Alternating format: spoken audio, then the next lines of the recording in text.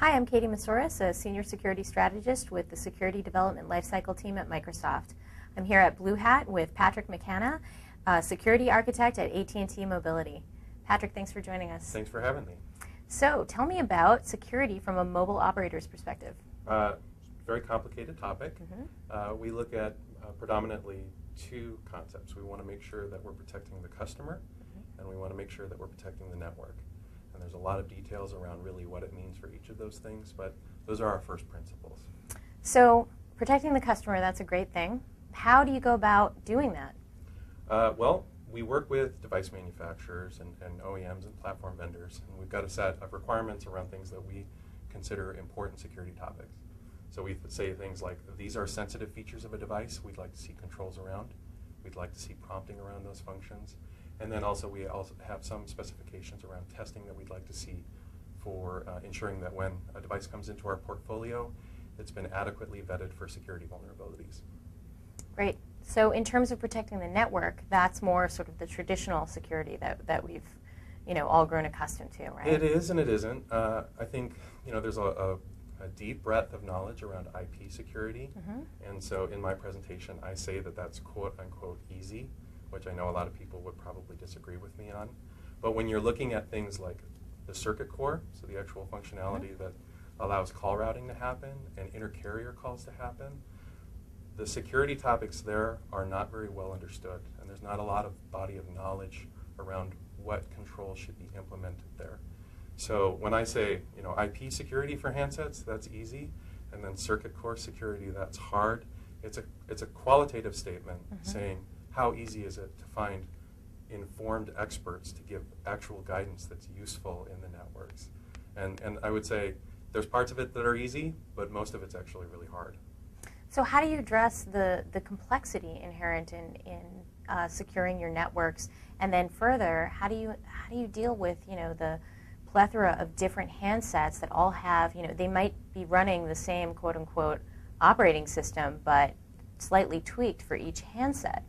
And how do you deal with, upgrades if necessary from a security standpoint?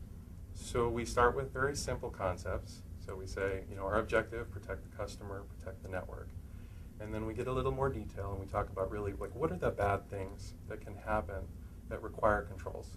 So for protecting the customer, it's things like, devices have location functionality. They have address books. They can have an always-on connection that's streaming information about your private data at any given time. And so we try to figure out kind of the high-level concepts, talk about controls that can be implemented, and then we work with each of the different platform vendors, so like a handset, like a Windows Mobile, Android, whomever, and say these are the areas of control that we'd like to see. We try not to be too specific about the details. Where we have to, we work with the OEMs and specify policy controls, but I mean, it's a very, very challenging problem, and we start really, really high level and say, here are the simple concepts, and then where we have cycles and resources, we start to get more detailed. On the network side, that is an incredible challenge. We start with our simple principles, and then we basically look at our business as 7 domains. There's devices, there's the packet core, so traditional IP, circuit core, which is actual phone calls, messaging core, which is all of the kung fu that's necessary for things like text messaging, multimedia messaging, and IM messaging, which is actually a really interesting problem on handsets. The RAN, so the actual spectrum that we have, the services that we have, so things like voicemail or parental controls, interesting carrier-branded services that are unique to our experience. And then I know I've listed off 7, and I'm probably at number 6.